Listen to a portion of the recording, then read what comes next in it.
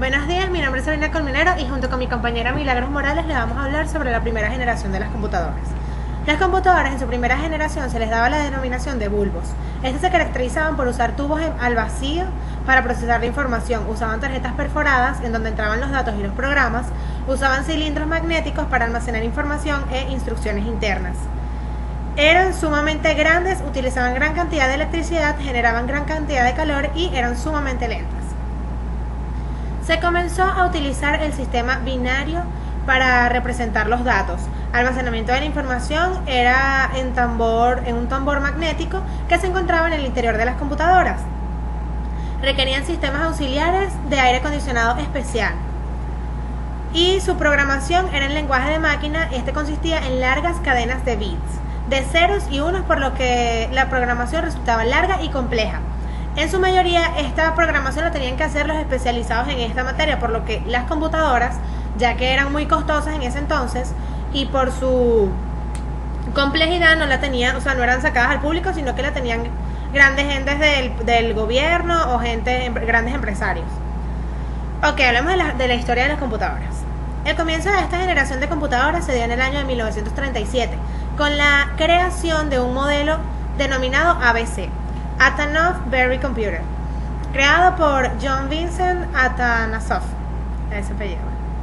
Este fue el primer dispositivo completamente electrónico para el procesamiento de cálculos.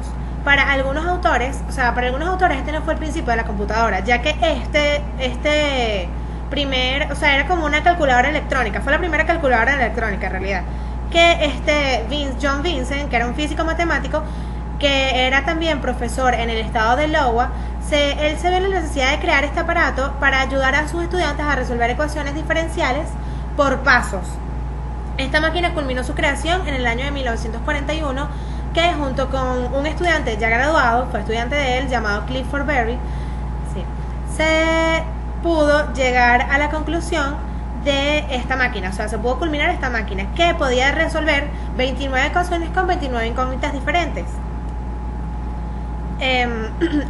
Esta, al igual que la ENIAC, eran consideradas calculadoras y por eso no se consideró el principio de las computadoras, ya que para llegar a ser una máquina, o sea, una computadora, una máquina von Neumann, estas tenían que contar con las siguientes características: tenían que tener memoria, una unidad aritmética lógica, la unidad de control del programa y equipos de entrada y de salida.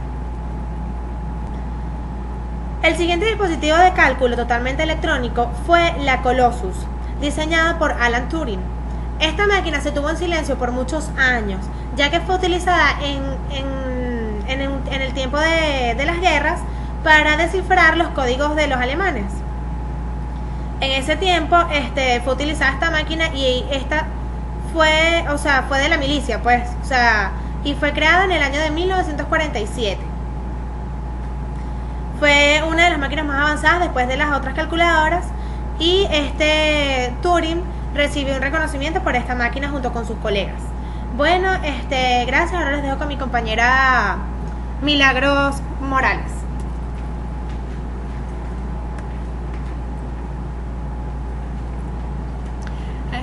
Buenas tardes. Continuando con la exposición de la primera generación de las computadoras, la primera computadora electrónica programable sin llegar a cubrir las características del modelo von Neumann de propósito general fue la computadora electrónica e integrador numérico ENIAC, construida por Eckert y Moseley en la Universidad de Pensilvania.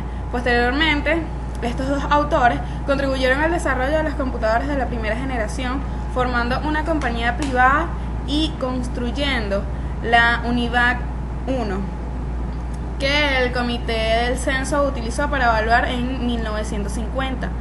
Por aquel entonces, el IBM tenía el monopolio de los equipos de procesamiento de datos a base de tarjetas perforadoras y estaba teniendo un gran auge en productos como rebanadores de carne, básculas para cosméticos, relojes y otros artículos.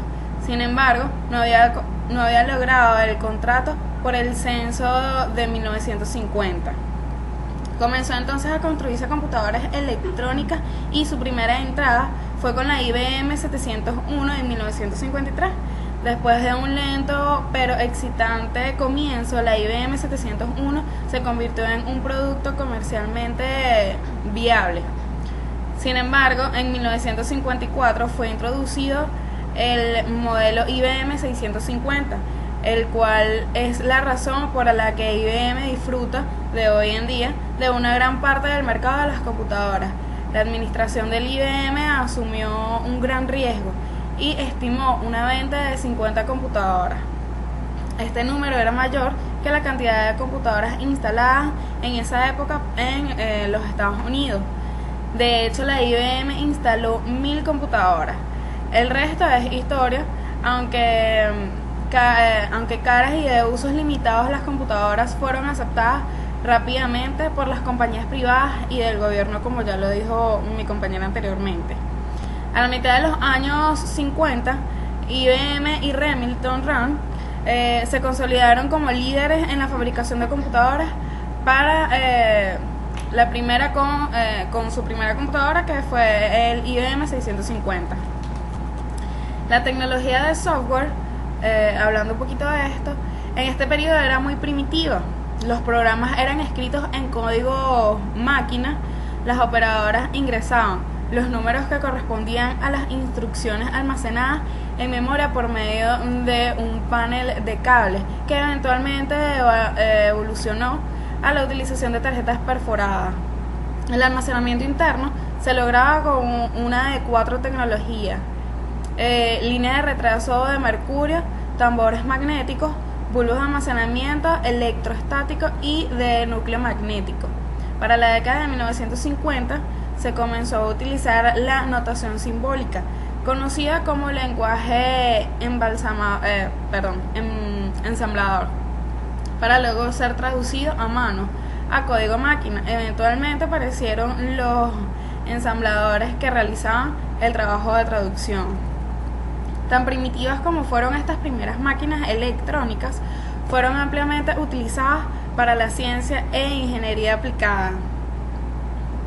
Atanov estimó que resolver un conjunto de ecuaciones con 8 incógnitas utilizando la calculadora mecánica que se nombró anteriormente, podría llevar 8 horas y 381 para una de 29 ecuaciones con 29 incógnitas, mientras que su creación podía realizar esta última tarea en menos de una hora. Por último, el primer problema que resultó por la ENIAC fue una simulación numérica en el diseño de la bomba de hidrógeno y requirió de 20 segundos. Contra las 40 horas utilizó la calculadora mecánica. Y finalmente, esta generación de las computadoras de primera generación, para la redundancia, se desvaneció con la creación e implementación de transmisores. Esta fue toda la exposición. Muchas gracias.